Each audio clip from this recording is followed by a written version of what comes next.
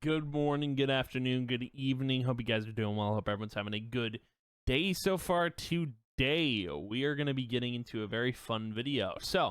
I'm going to be talking about my top 5 multiplayer games of all time and my top 10 single player games of all time. Now, this is a very hard list to make. Not for multiplayer games because I don't play a lot of multiplayer games, but for the single player games, oh my god. Hard. So I did make some cuts to the list, which kind of sucks. The cuts I did make because I wanted to include more indie games on the list. I cut out The Last of Us, which I know people are going to be like, what? Yeah, I know, crazy. But The Last of Us, to me, is like, it's not, I feel like to say it's my favorite series is like, it's great and I love it. Like, I love the show, I love part 2 and I love 1, but it's also not, I don't know. I feel like I can't, it's the same reason why I can't include Kingdom Hearts 3 in here, because there's so many, like, Kingdom Hearts has so many different games, and I feel like those titles stay in their own lane to a certain extent. Like, they're not my favorite games of all time, and there's more games that just like take their spot on the list, so to speak. But there is also, like, you know, I love The Last of Us Part 1, I love Part 2, and I love the show, and I love Kingdom Hearts 3 and Kingdom Hearts 2, and so on and so forth. But yeah, this list was hard to make. It was hard to make for the single player titles because, again, yeah, there's a lot of single player games out there, and I've played a lot, and I know a lot of games like that I've loved and I haven't loved. So, but yeah, to start the video, we're gonna get into my favorite multiplayer games of all time, which obviously you can see on the screen. Halo Reach. Halo Reach is number 5. So obviously you guys know my feelings towards Halo. It's not my favorite series anymore. I do not like it. But Halo Reach for a multiplayer game at the time was the best experience I had on 360. Like, there was nothing comparing to that. I think that's like one of the reasons why I loved that I had a 360 was because of Reach. I think that was my big buying point, was like, I want to play Reach. And I mean, after that, like, it was just, hey, I'll play whatever's on here, you know. But yeah, no, so Halo Reach, like, the campaign is just some of Bungie's best work, and obviously for me, this is the last good Halo game. There is nothing else that's better than this.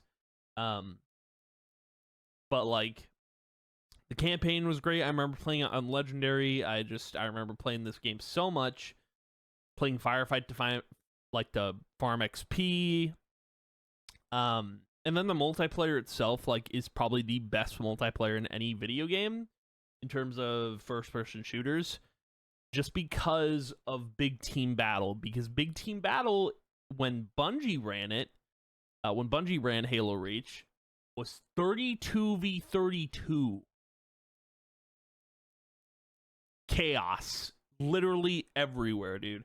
Like, you wouldn't have time to spawn, bro. Like, this game was just wild to me. Big Team Battle, like, made this game for me, dude. It was so good. So good, dude. Like, it's at number 5 for a reason, because there are other multiplayer games that I do prefer other than Reach, but yeah, Halo Reach was definitely like one of my favorite Halo. It's my all-time favorite Halo game, like, just hands down. But like, the multiplayer experience was really good too. But yeah, so moving on down the list, Free Realms. So if you guys know my second channel, I cover Free Realms stuff on there. But Free Realms, for me, like, growing up, it was this, like, I don't know, it's part of my childhood, but it's also like a really solid it's a really solid MMO, and I think it's always going to be part of my life. I think it's just a great game. It's a social MMO that unfortunately shut down in 2014, but it was a really fun experience. Like, there was so much you could do in the game. It was also my, like, escape from real life too. Like, I think that's what video games are. But like, dude, I remember, like, I'd get home from school, be done for the day, and I'd just get on this game. Like, it was just so much fun, man. And obviously there, you know, I'm never gonna get to experience something like this again. But in the same hand, like, it, you know, it showed me, like, what games I'm interested in, and like, yeah, it was just a fun experience to play. But yeah, it's in number 4 for a good reason. Like, it's not my all-time favorite multiplayer game, but it was a really fun experience. So, moving on to number 3, Back 4 Blood. So, a lot of you know that I streamed this not way back when, but like 2022, 2021. I don't remember when this game came. It was probably last year. Back 4 Blood was a lot of fun. I think this is, some people might argue that it's not. I think it's the best iteration out of all the Left 4 Dead games. There's just something about it that I loved more than Left 4 Dead, because Left 4 Dead to me was like bare bones. Like, in order to make the game more enjoyable, you have to add mods in from Steam, and it's just like, okay, but you know, I prefer Back 4 Blood more because of like the builds you could run. I remember, like, so my main character would be Hoffman. Hoffman's like my main dude, and I would run like a crazy card build that would just, I think, like, my stamina was super fast, something like that. I had a great build. I had a really good build that I really liked. And I forgot what I called it. I don't even remember what I called it. But Back 4 Blood is just, it's a really good game. What sucks about it, though, I think, is the fact that, like, they introduced 3 DLCs and then, or 3 or 4 DLCs, and then they were done with making content for the game. Which to me, that seems like less enjoyable because it's lesser reason I have to play the game. I think what they probably should have done, like, a battle pass type system, something like that, or like just a way that content is consistently flown throughout it, because it's a multiplayer game at its core. There is a campaign that you can play, but like at its core, it is multiplayer. So, but I think the game was just really solid. It is the best iteration out of all the Left 4 Dead games. I do wish there was more. I wish there was more content in it to play, because, dude, I'd continue playing it. It was a fun experience to play. It was a really fun time. But yeah, Back 4 Blood coming in at number 3. So yeah, and coming in at number 2, Palia. So this game just came out. It's in open beta. You can play it for freezies, for free. Yeah, you can play for free. Palia for me is like this replacement for Free Realms, and you know, nothing comes close to Free Realms, but this is the closest you can get. Palia is just like, dude, it's cozy. This is my stress reliever, dude. Palia is just something else. I don't know how else to describe it other than that. Palia is just a really, really cozy game, and it just, I don't know, like, I literally just, my stress just, it feels relieved. It comes off my shoulders when I play this game, and I'm really excited for the future of this game. I really am. I think it's going to thrive. I think it's going to be great. I hope the game just stays around for a very, very long time. Like, as long as I've been playing Destiny, you know, I hope that it stays around for as long as that, like a decade or more. That would be great. But we'll see what the future holds. But yeah, definitely a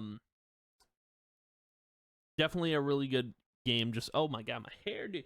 Yeah, Palia's making my hair go crazy. Stop it. Stop. You're making my hair go wild. Crazy. Palia. Number 2. Very good. Very good game. But yeah, coming in at number 1, like I just mentioned, Destiny. So Destiny is my number 1 game, like number 1 multiplayer game of all time. I have been playing this game for nearly a decade, and I'm going to continue playing it after Final Shape, obviously, but I've been playing this game for years, and Destiny, for me, was my go-to game when Free Realm shut down, because Free Realm shut down, like, 6 months before Destiny released, and then, like, it was just pure coincidence, but dude, this game was awesome, man. It was just so good. It was phenomenal.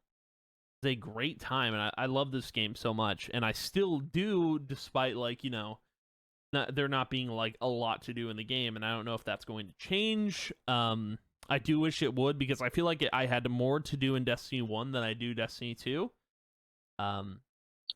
which is unfortunate, but this game was phenomenal, dude. It was great. I loved it so much, and I still do. I can't believe I've been playing it for as long as I have. Like, nearly a decade is crazy to me. Like I remember playing the closed well, was it closed? It was closed. It was a closed beta for Destiny 1, and dude, that was so much fun. I love that. I remember having gameplay up for it on YouTube. Obviously, it's gone now, but yeah, man, just like it really just a great game. I had a lot of fun with it. It was fun. My hair is just, dude. Sorry, like I am. Excuse me, but yeah, man, Destiny is my all-time favorite multiplayer game. It's phenomenal. It's great. So, moving on to the single-player games. The Binding of Isaac. This comes in at number 10. And mainly because this is an indie. So we're going to start with the indie titles, I believe. We're just going to get them out of the way, you know. But Binding of Isaac it's a roguelike. It's just super fun. It's come a long way since I played it first on Steam, but now I play it on PS5. It has come a long way. This game has seen life. It has seen death. Oh my god, it's come so long. Like I remember playing. I don't remember if I played it on Steam or if I played it through, like just a desktop program. But like, I remember when this game was just like looking like the worst graphical game possible when I played it on a laptop. And now, dude, the game looks phenomenal. Like, the game has come so far, and there's been so many updates to it, so many DLCs. Like, there was the Binding of Isaac, there was the Binding of Isaac Rebirth, Binding of Isaac Afterbirth, the Binding of Isaac. There's so many Binding of Isaacs, so many iterations of this game, but, dude, it's always been my favorite roguelike, and I don't think any game can come close to this, which is unfortunate, but I think this game is it's overall just a perfect roguelike experience. And again, nothing can come close to it. Like I've looked into getting into other roguelikes and nothing looks like Isaac for me. I'm just like, I don't want to play something if it's not Isaac, you know? But yeah, that's number 10. And coming in at number 9, Cult of the Lamb. Now, Cult of the Lamb is actually really similar to Isaac. Now that I've said that, like I said, oh, nothing can come close to Isaac, but Cult of the Lamb did. Cult of the Lamb is basically Isaac crossed with Animal Crossing, which is crazy. But yeah, it's such a good indie title, and what sucks about Cult of the Lamb is it got 0 awards at the Game Awards. I'm pretty sure it got 0. And to me, that's like a punch in the throat, dude. Like, I don't know. This game was just so good. It deserved more attention than it got, and it was just a phenomenal roguelike experience. Completely different, too. Just like, this game was awesome. I loved it a lot. I really did. It was a fun game to play. I immediately got Isaac vibes while playing, and I was just like, I love this game. It's good. It's good. So moving on to number 8. Stray. Funny enough, Stray got the Indie Game Awards, 2 of them at the Game Awards. Now, I love Stray. I thought it was a great title. Not as great as Cult of the Lamb, but you play as a cat, and I think this game actually came out around when it was like before or after my cat passed away, which kind of sucks, but I really enjoyed the game. It was a lot of fun. I think it was after. It definitely came out after he had passed. Yeah, because it came out in March, I think. Maybe it came out, but no. I think it came out before. I don't remember. Anyway, moving forward. The game was just really phenomenal. It was good.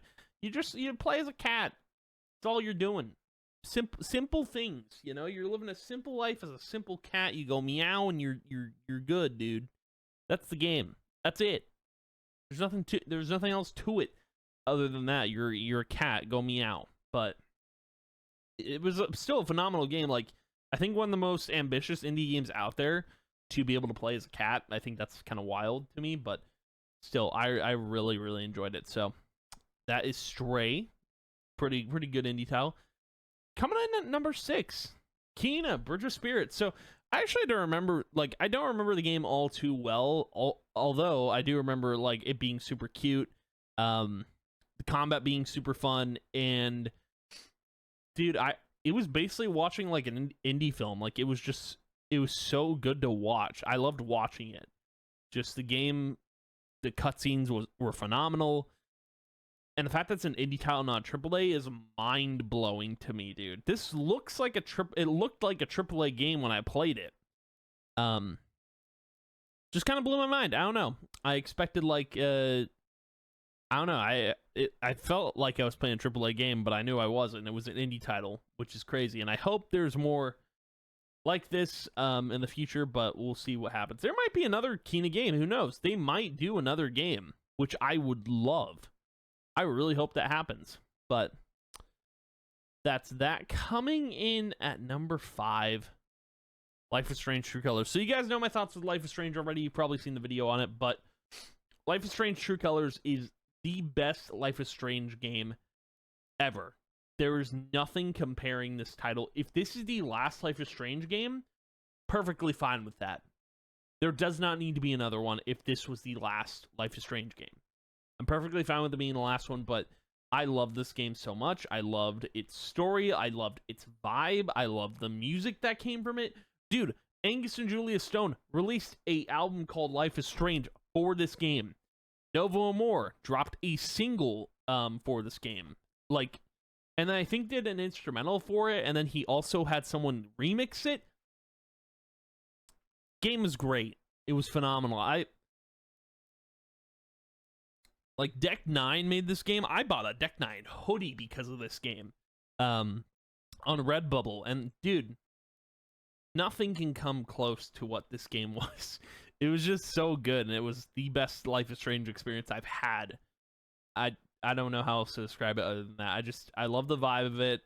I also love that the voice actor for Alex Chen was also, I think there was a voice actor, but there was also a vocalist that voiced Alex as well, and she sang songs because Alex played the guitar, and I was just like, this game is perfect. There's nothing wrong with it. Like, my mind was blown when I played this game, dude. It was just so good. So yeah, that's number 5. Number 4, Ghost of Tsushima.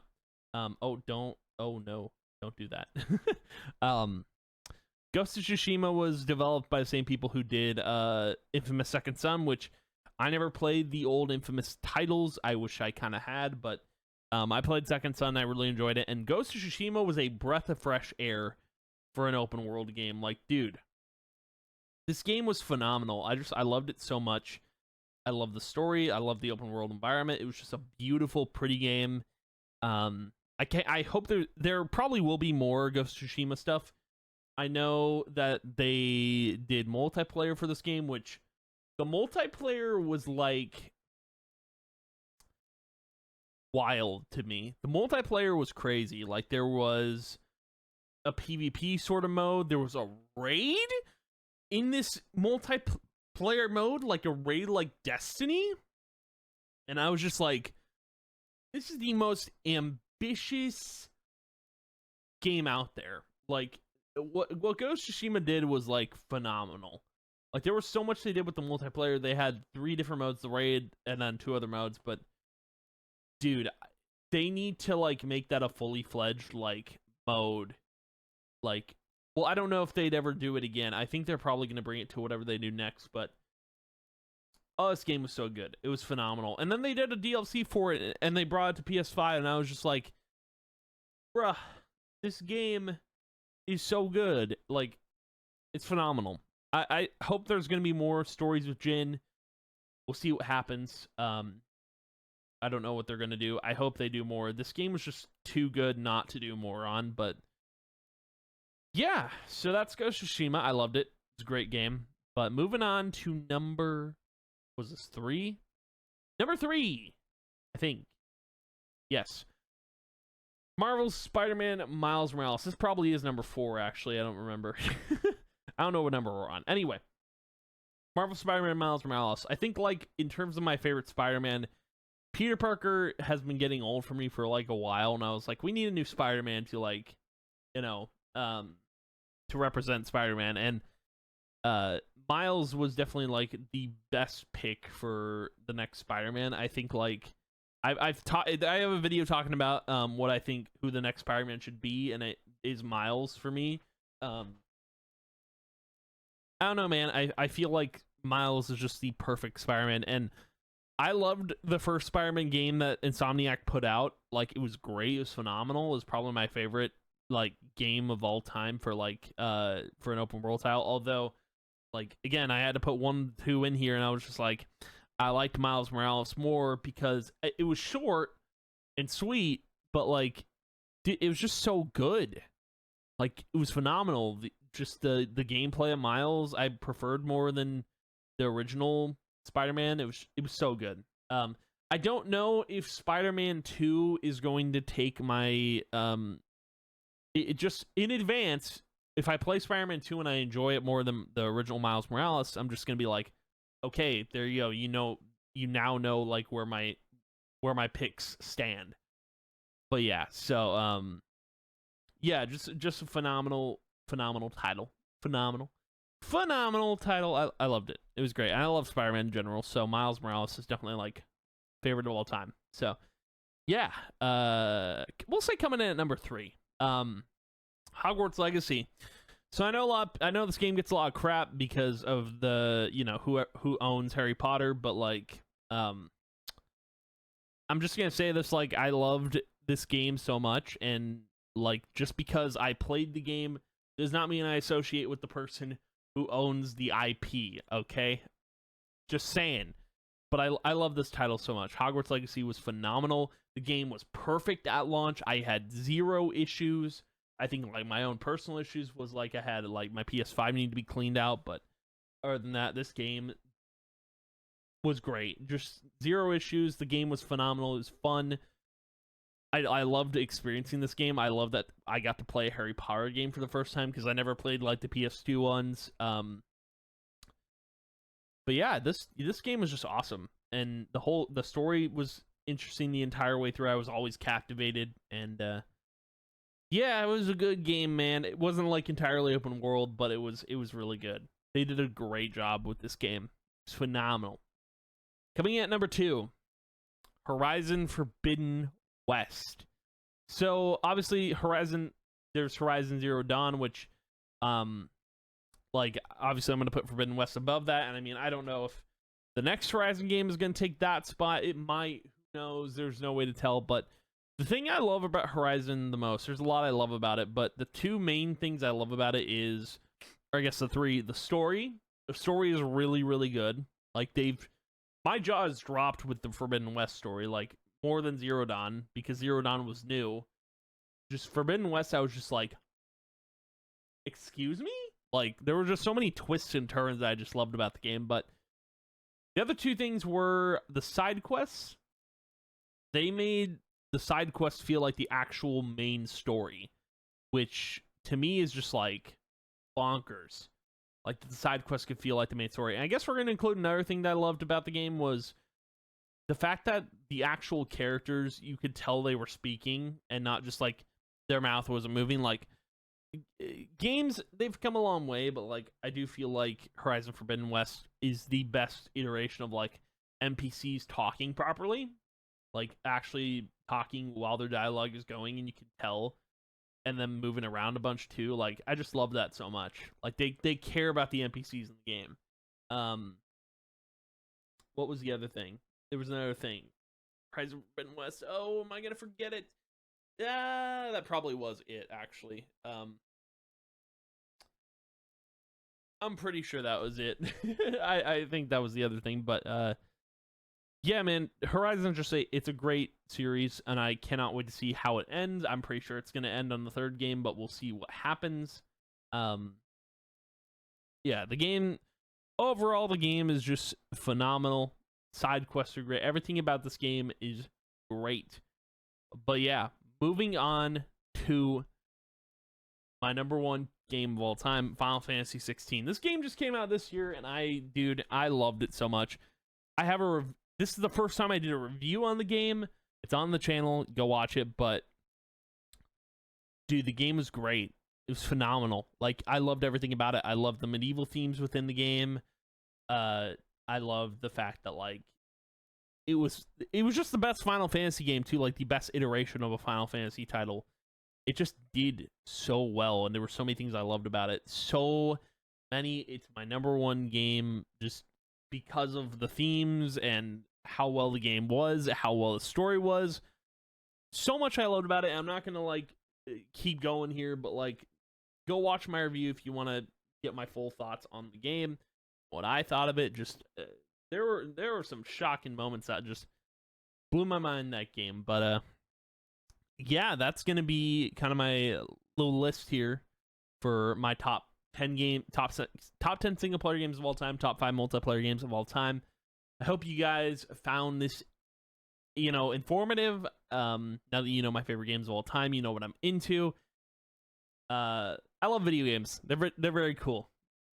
Yeah, they're very cool. Anyway, that's gonna be the video for today. But thank you guys for watching. If you did, I appreciate it a ton, and I will see you guys in the next video. Bye.